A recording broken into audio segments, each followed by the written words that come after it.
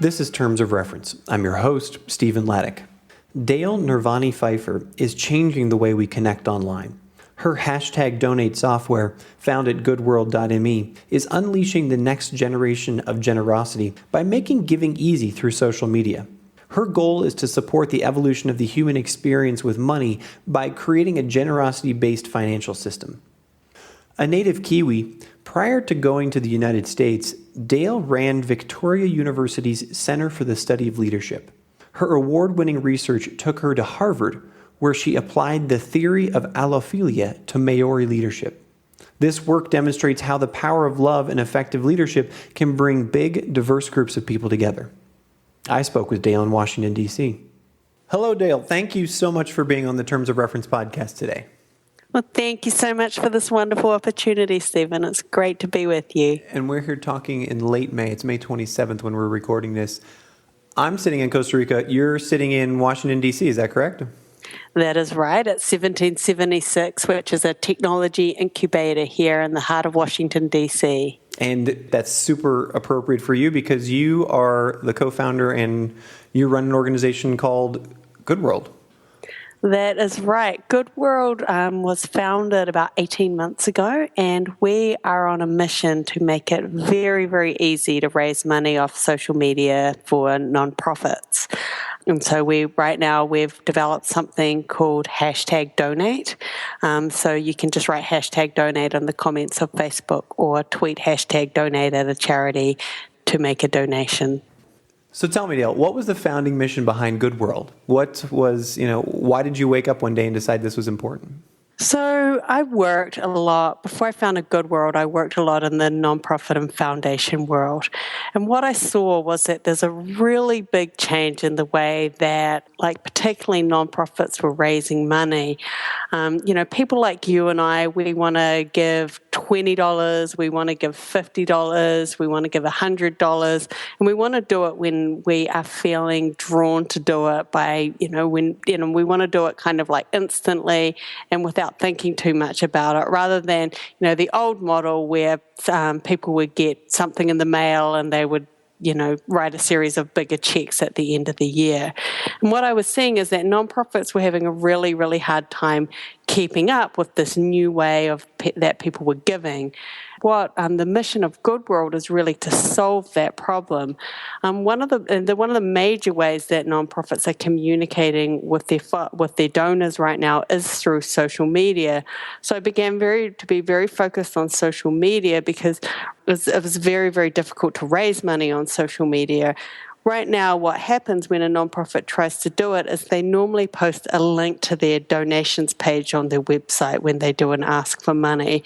And so every time somebody is faced with a link to have to leave social media, the drop-off rate is huge, and there's different studies which, indicate it's between 50 and 95% of people won't actually go through. Mm. And then, once they go onto the donation form, there's a big, massive form for them to fill out. In some cases, up to 30 or 40 different items, and then they have to put in their credit card details and push submit.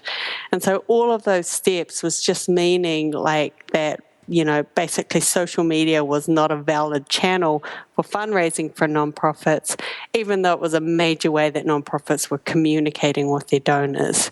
And so the mission of GoodWorld is really to change that. It's really to make giving on social media a seamless, viral, and fun experience.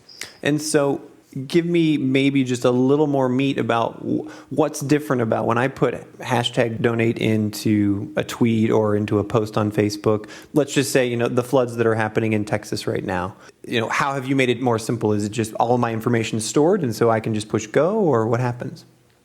So essentially what happens, we did fundraising for Nepal with Save the Children, so maybe I'll use that as an example. Save the Children posted an incredibly powerful video of one of their employees down there and talking about the devastation from the earthquake.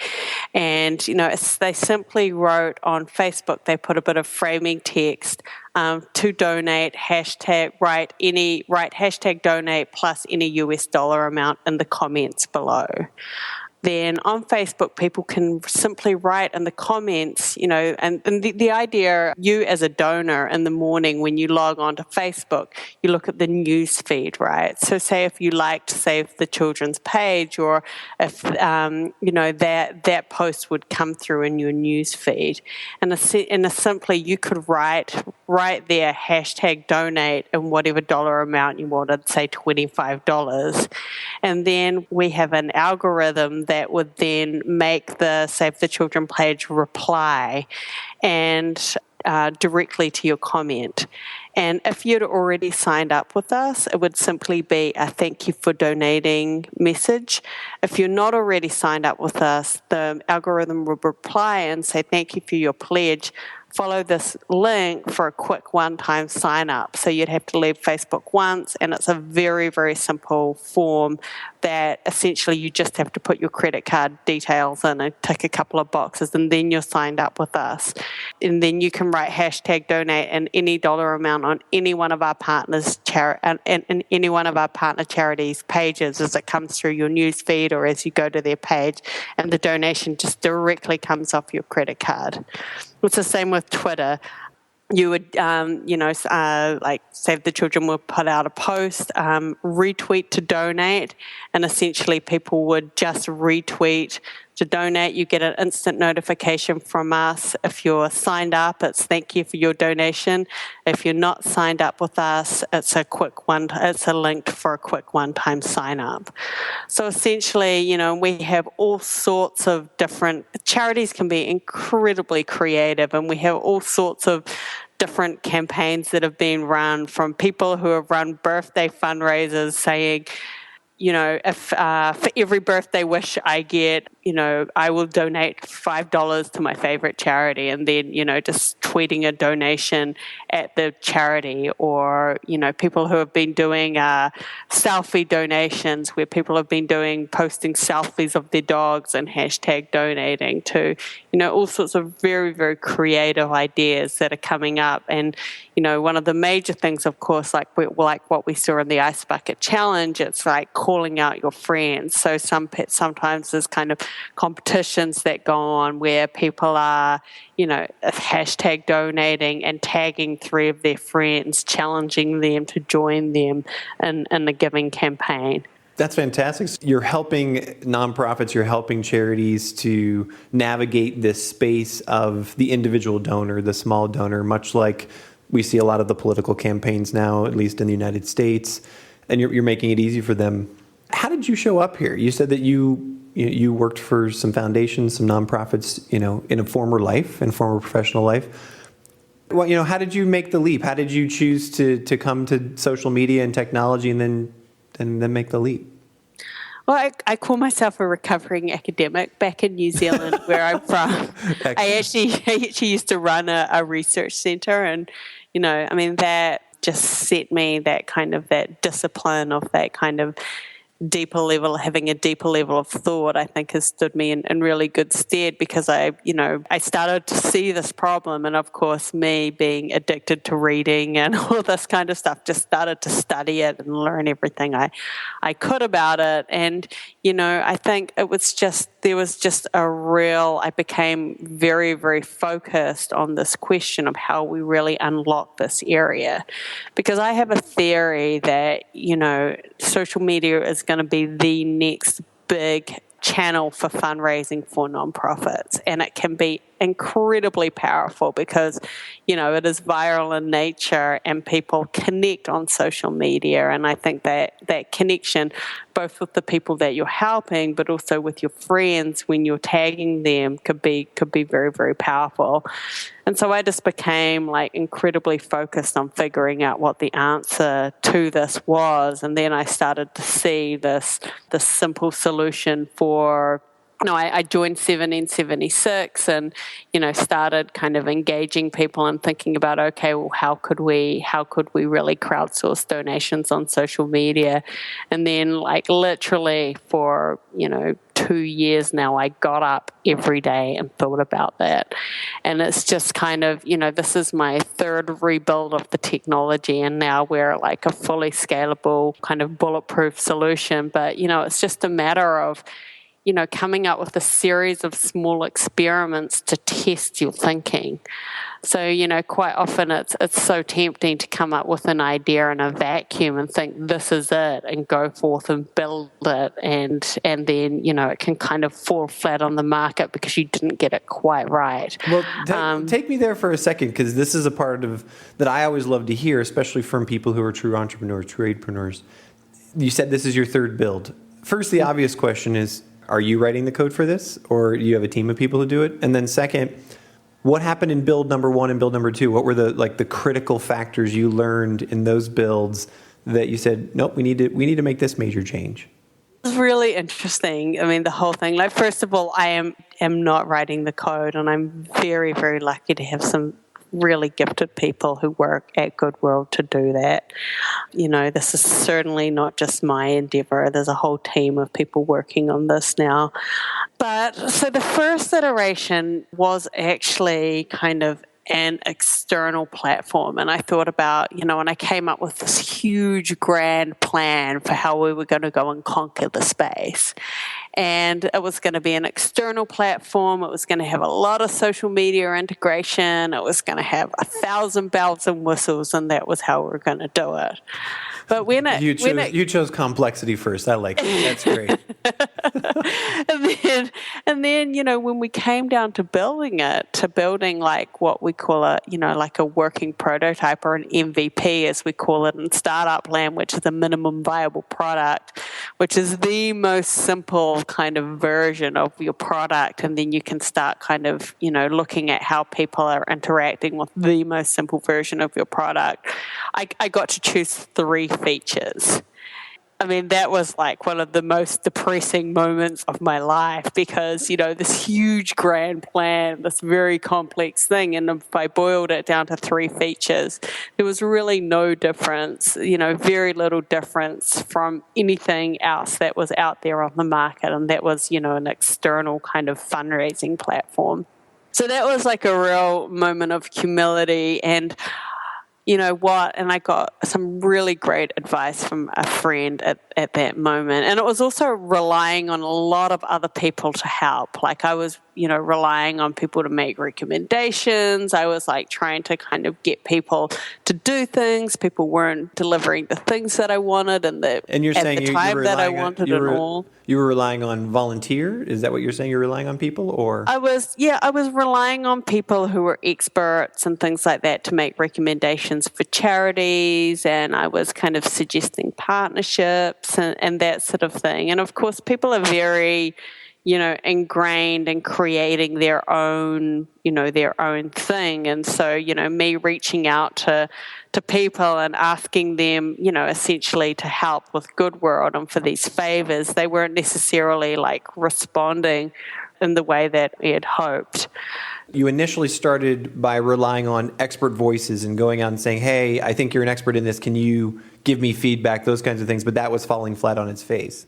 Yeah, it wasn't so much them giving feedback, it was them contributing to what I was building. So basically I came up with this idea that we would do a platform and there'd be a whole lot of expert recommendations for charities. And so I reached out to a lot of very busy, important people and said, can you give me recommendations for charities and, along certain criteria? And half of them I never heard back from, and some of them I heard back from, but a lot later. And I mean, what I realized from that is that I was just adding a huge amount of complexity. And what I needed to do was to create something that was so simple that I could execute it myself. So I went through this process, and my mantra in building GoodWorld just became simple. I just kept asking, like, over and over again, how can I get out of the way? How can I get out of the way of this happening? If I'm asking somebody to do something, is that really necessary, or is there some other clever way that I can come up with that we can do this and we can do it even better? That was the first thing that we built. It was an external platform. And then the second point of realization for me was when we started building that and we were just having so much trouble building it, I suddenly started to think, well, we're going to have a lot of trouble driving people from social media where we think that we're going to find them onto an external platform. I mean, it's essentially the problem that the charities are having right now, driving people from social media onto their external websites. And so all of a sudden, I started thinking, well, people are spending 27% of their entire time online on social media now. Why don't we build something directly on social media that fits in exactly with the way that people are using social media right now? So, we started building GoodWorld as a Facebook and Twitter app rather than an external platform. And we built a functionality where essentially the nonprofits were able to create what we were calling donatable posts, and the comments were the donations. So if a nonprofit would have to say, indicate that was a donatable post, and then anybody that wrote a comment that triggered the donation algorithm. And, essentially what I learned from that was that, that relied on, and it was too complicated. It was, then after coming out of that and once again trying to say, how can we make this simple? How can we make this simple?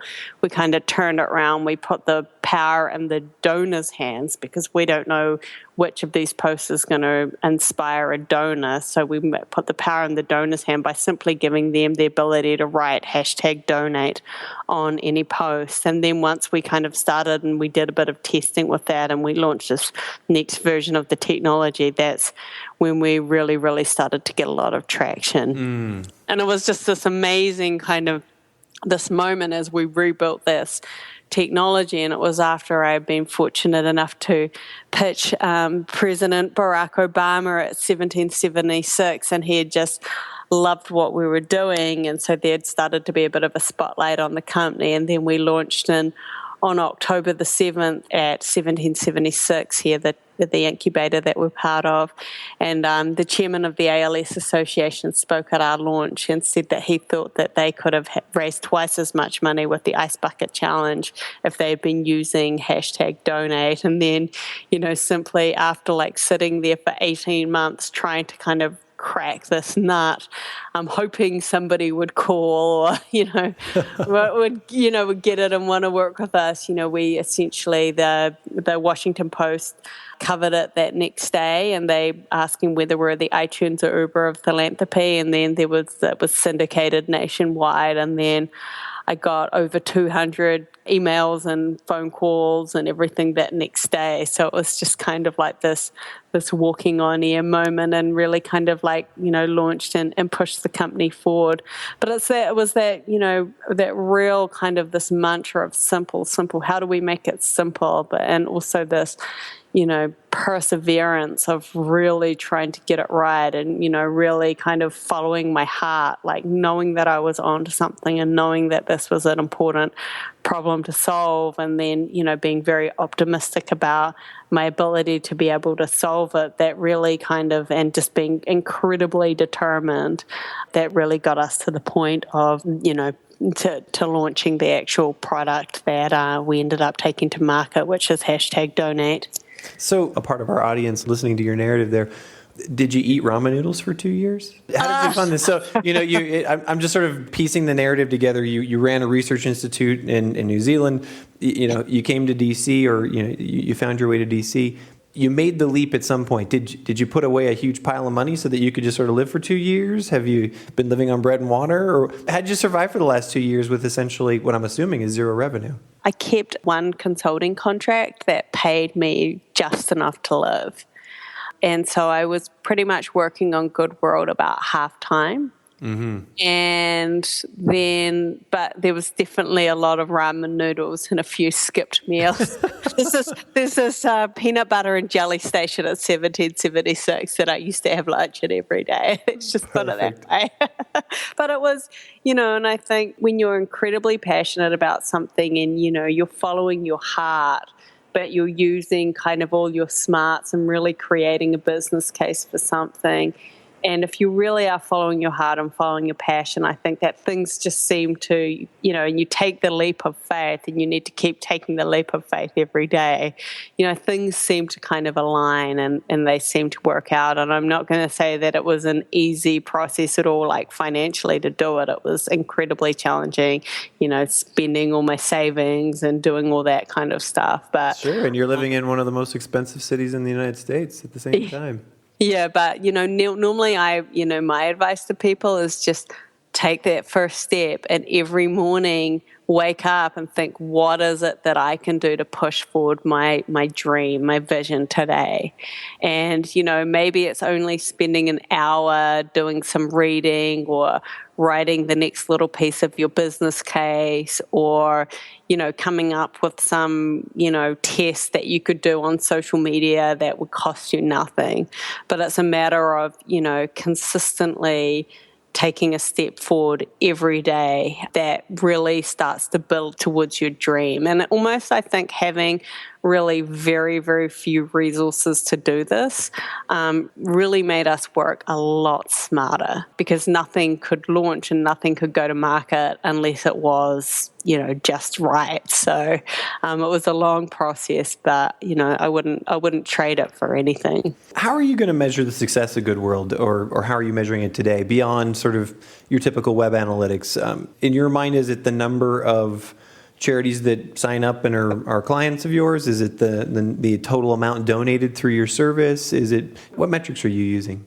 The metrics that we're using is, it's really about, driving donations to aid projects. Certainly, aid is a really big passion of mine, but all sorts of different charities. So it's really about the number of, donors that are signing up, about them having a great experience, so they want to donate again and again and again, and about the kind of the bottom line, the money that we're able to send to different nonprofits, to help on different causes, both here in the US but all around the world.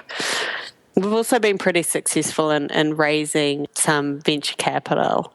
Congratulations! And there's going to be an announcement about that. But we're definitely here to stay, and are going to be pushing out significantly in the coming months. So take us there. What's the next 1 year, 3 years, 5 years in your vision as you're leading this organization? Where do you see it going? How's it going to continue to evolve? Well, for me, the real benefit of giving is to the giver. There is a huge power in an act of generosity. And, what my real mission is to make, and I think there's a huge opportunity right now to really spark a culture of giving on social media that really is going to benefit both the giver, help them create deeper connections, with the people around them, help them, feel good about their generous behavior, but also help the people, the projects and everything that they're supporting. So, for us, it's really going to be about how do we really optimize that experience for the giver, and then how do we get as many nonprofits involved as possible and really are driving them a lot of donations. Is this something? Is the experience of the giver? Is this something that came from your former research that you did? That's exactly right. There is a huge amount of research that has been done on this very topic. There's a big study in the University of Notre Dame on the benefits of giving and developing a sustained giving practice. Solid research that shows that being generous makes you happier, less depressed. The types of chemicals that it triggers in your brain and in your body make you more healthy. People like you more, so you have a bigger social network, which leads to more employment opportunities. The list goes on and on. And there's also very interesting work that's been done at Princeton University by a guy called Adam Grant. There's a book, Give and Take, that was at the top of the best New York Times bestseller list for a long time last year. And it talks about giving as a theory of motivation and how you can use giving as an art to really motivate others to do good things with you. And, I'm obviously not just talking about donating here. I'm talking about like a broader perspective of generosity. But I think that this very, very much plays out in GoodWorld, because right now, you see like lots of really important things coming up through your news feed, but it's very, very difficult to really be in action around doing something about it, because all you can really do right there in the moment is like or write a comment. Otherwise, if you were going to donate, you'll probably have to go off onto Google, find the donation page, fill out the long form. And that's just like too much of a painful process. And by the time you do that, the inspiration is gone. So it's really about like giving people the opportunity to kind of see something, understand what's going on, feel the emotion, and really act on that emotion, and be recognized for it. Because if you hashtag donate on social media, what we're finding is that people, somebody might hashtag donate, and then 9 of their friends will like it. And, if they hashtag donate, because it comes up in other people's feeds, or if they hashtag donate and they might tag 2 of their best friends, it creates deeper bonds between those friends when they give to charity together. And then, somebody else's charity will come up and they're more likely to donate to their charity. So it's actually generosity is a very, very interesting tool, I think, for us all to master. And, that's kind of one of my goals with this, is to really deepen the connection between people through developing, both people who need aid and help, but also, the communities of friends and everything that gather on social media, to deepen those connections and make those connections more powerful. I love that you've just described generosity as essentially viral, rather than, the silly picture of the dog or the cat, but, it's this sort of embedded human experience. I love it. 2 more questions for you. First, you gave us an incredibly awesome account of the process of creating the current build, or the current instantiation, for lack of a better term, of GoodWorld, right? The thing that finally took off and is now sort of moving forward. How has your role in the organization changed? And recently you did a TED Talk in Auckland. You got to pitch to Barack Obama. Are you now moving away from product design and those kinds of things and moving more towards spokesperson, or how is that evolving for you? Excellent question. I mean, it's very interesting, this process of leadership, when you go from working by yourself with a laptop to all of a sudden having, 10 or 12 employees. And, it's a wonderful challenge, but it's definitely a challenge every day. It's not only about role definition and making sure that people understand, exactly what they're here to do, and make them feel empowered inside of the organization. And, of course, people are going to work the best when they feel like, when their talents and, their natural talents are kind of being held and, lived into through the mission of the company. So, a lot of it is about, working with my team and really, getting the best out of them. And that's something that's very important to me. And, one of also my other major focuses really on working with our nonprofit partners and coming up with really creative, innovative ways for them to really help, blow open. It's going to be a community effort that does this, but, to really blow open this channel of social media for fundraising. And, the other thing is really, and I think what my primary purpose is here is to also, question and push on a deeper level every day about what it is that we're really, really trying to do here, and really kind of very sharply focus the organization on this, because, there's different, every area of the organization has a different mission, but the mission of the company is to unite us all in creating a good world. And there are so many different ways that we could go about doing that, but to really kind of, sense into and come to terms with what is the most powerful way we could be moving forward and doing that, and then working with my team in both groups and individually about how we can really engage them and get everybody working in unison to push forward. The last question I have for you is one that I ask everyone here on terms of reference, and that's, you've managed to create success. You've managed to now even you look at sustainability. You're on a huge, what we hope for you is hockey stick growth in your organization. What did you use, or what are your critical pieces of advice for someone who's looking to do the same thing that you have, either someone who's coming out of a master's degree or somebody who wants to make a jump and start an organization or a piece of technology like you have? What are those critical pieces of advice that you have for them to echo your success? I would say, the first thing is just to get very, very quiet and just really, really try and find within yourself what are the talents and gifts that you have that want to be expressed, and really focus on trying to understand them as much as you can, and through them, what is it that you want to create?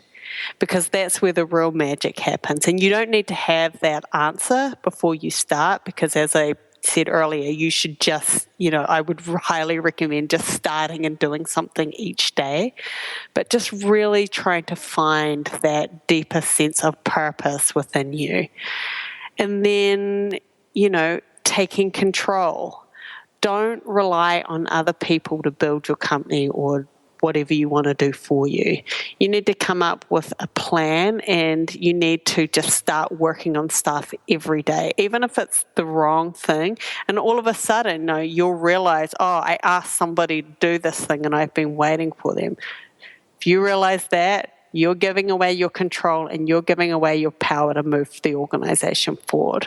So just start with yourself and what you can do and build out from there, and then other people will come and be attracted to you as you start building it out. But don't wait for other people, because if you wait for other people, you might be waiting a long time and you might not move forward.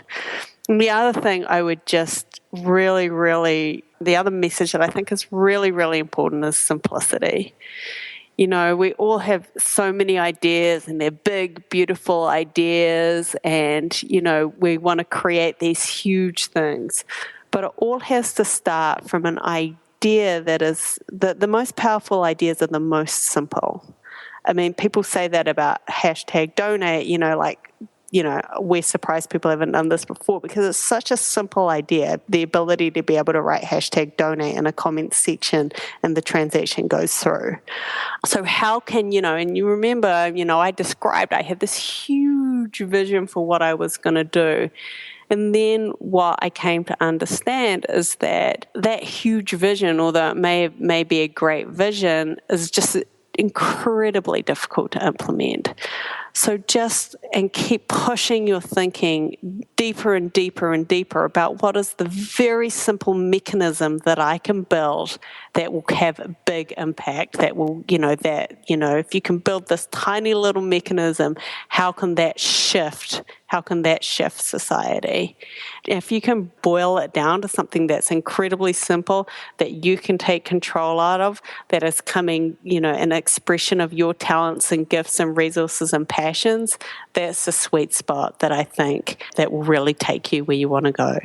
Dale, thank you so much for your time today. This has been a fantastic converation. It's really inspiring. No, thank you very, very, very much for including me. And, if anybody wants to get in touch with me, love receiving emails and, helping, wherever and however I can. So my email address is Dale, DALE, at GoodWorld, GoodWorld.me. And, it's a wonderful, wonderful initiative what you're doing here, Stephen, and it's just a real honor to be included. So thank you so much for having me on your show. Thanks. You've been listening to the Terms of Reference podcast from 8preneur.com. Subscribe to us on iTunes.